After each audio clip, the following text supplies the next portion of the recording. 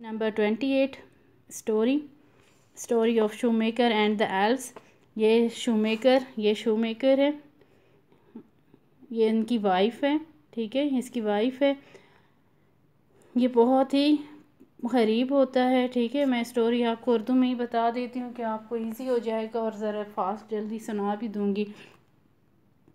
Shoemaker और उसकी wife दोनों जो है एक शॉप चलाते हैं जहाँ पर शूमेकर ये शूज़ बनाता है और बेचते हैं।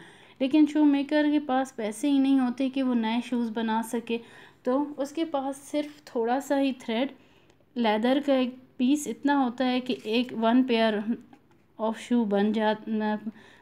शूज़ बन सकते थे, उसके पास शू बन जाते। उसने यही किया कि थ्रेड और वो सारी चीज़ें रखी और शाम हो गई थी, तो उसकी वाइफ ने उसे कहा चलें आज हम बस शॉप बंद करते हैं, आप सुबह आकर बना दीजिएगा शूज़। नेक्स्ट डे जब वो आते हैं तो देखते हैं कि यहाँ पर उनके शू रैक में एक बहुत ही ब्यूटीफुल पेयर ऑफ शूज़ होता है। तो वो देख के हैरान हो जाते हैं कि किसने यहाँ पर रखा है, किसने बनाया है, हम तो ऐसी थ्रेड और लेदर छोड़ कर गए थे।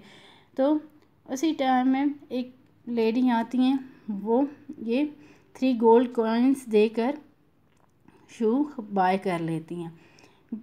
शू मेकर यही सोच रहा होता है कि किसने बनाए हैं, लेकिन वो क्या करते हैं, जाकर और थ्रेड और लेदर ले आते हैं और रख लेते हैं कि चलें सुबह आकर हम फिर 2 पेयर ऑफ शूज़ बन जाएंगे, क्योंकि अब 3 गोल्ड कॉइन से काफ़ी सारा लेदर आ गया था। सो नेक्स्ट डे फिर जब आते हैं तो फिर शूज़ बने हुए होते हैं।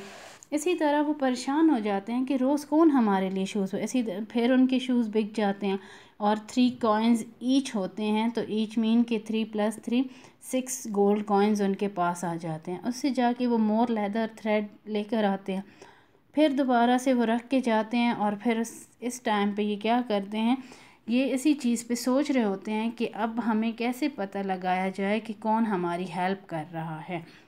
तो यहाँ पिक्चर में हमें तो पता चल गया है, लेकिन शूमेकर उसकी वाइफ को नहीं पता था। वो वन नाइट क्या करते हैं, अपनी शॉप में छुप जाते हैं और देखते हैं कि मिडनाइट यानी आधी रात के वक्त 2 एल्व्स आते हैं उनकी शॉप में और वो दोनों बैठ के शू बनाते हैं उनके लिए। तो वो देख के बड़े हैरान होते हैं। इसी तरह फिर शूमेकर और उसकी वाइफ सोचने लगते हैं कि हम कैसे अब इन एल्व्स की हेल्प कर सकते हैं, क्योंकि वो हमारी इतनी हेल्प कर रहे हैं कि शू बनाते हैं और उसी वक्त वो बिक भी जाते हैं और वो अच्छा अर्न कर रहे होते हैं।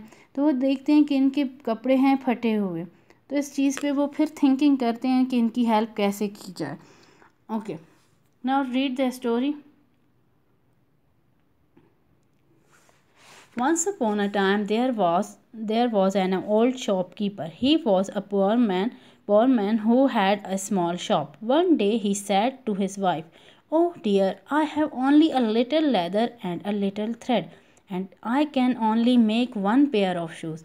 There will be no more money. What will we do then?" "Don't worry," said his wife. "It's late now. Make them in the morning." So the shoemaker and his wife went to sleep. Next morning they walked into the shop. On the table was a beautiful pair of shoes. "Look," cried the shoemaker to his wife, "what lovely shoes! But who made them?" he asked. "I don't know," he said. Next they put the new shoes in the shop window. Soon a lady came in. She liked the shoes very much and paid the shoemaker 3 gold coins for the shoes. The shoemaker went out and with the coin he bought some more leather and some more thread. "Now I can make 2 more pairs of shoes," he said. "Don't make them now," said his wife. "It's late. Make them in the morning." So the shoemaker and his wife went to sleep.